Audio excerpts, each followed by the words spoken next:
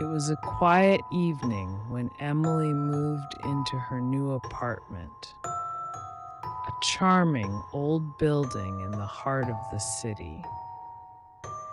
The kind that looked a little too perfect in the brochures, but still, something felt off. Her neighbors were friendly, but strangely distant. No one ever stayed for too long, it seemed. The maintenance guy, who always wore the same faded blue jumpsuit, would wave at her every time she passed him in the hall, but his smile never quite reached his eyes. On her second night, as Emily lay in bed, she heard it, a soft tapping sound. It was subtle at first, like the quiet drumming of fingers against a wall. She chalked it up to old plumbing, or maybe the building settling, but it grew louder, closer, almost rhythmic. Curious, she got up and crept toward the source, which seemed to be coming from the wall behind her bed. There, just beneath the plaster, she swore she could hear faint whispers, voices too low to make out, unmistakably real. Terrified, Emily decided to ask the neighbor across the hall, Mrs. Gray, about it the next morning. Mrs. Gray, who'd lived in the building for years, blinked at her with wide, unblinking eyes. "You heard it too?" she whispered, voice trembling. "The tapping? The whispers?" Emily nodded, her heart racing. Mrs. Gray leaned in close, her breath cold against Emily's ear. "Whatever you do, don't ask the landlord about it. He's been here a long time. He knows why the walls talk." That night, Emily couldn't shake the feeling that she was being watched.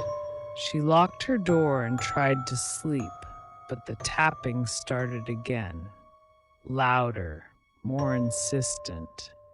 It was as if something was on the other side of the wall trying to get in.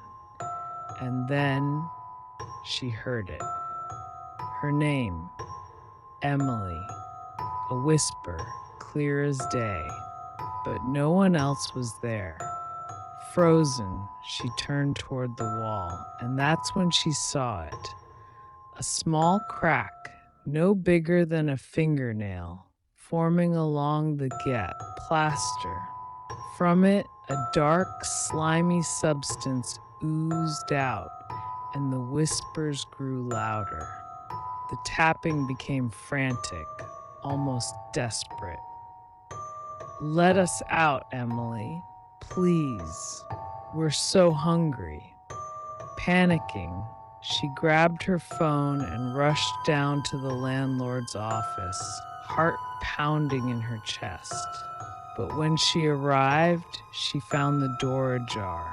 Inside, the room was empty except for a worn journal resting on the desk. Emily opened it.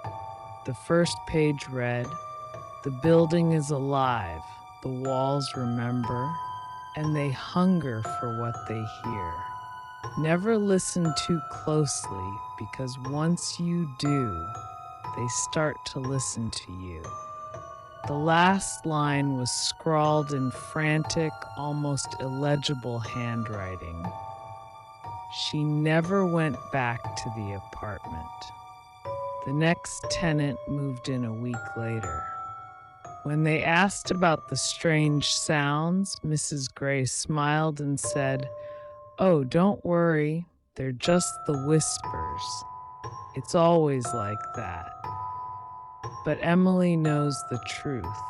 The walls never forget. And they're always waiting for the next person to listen too.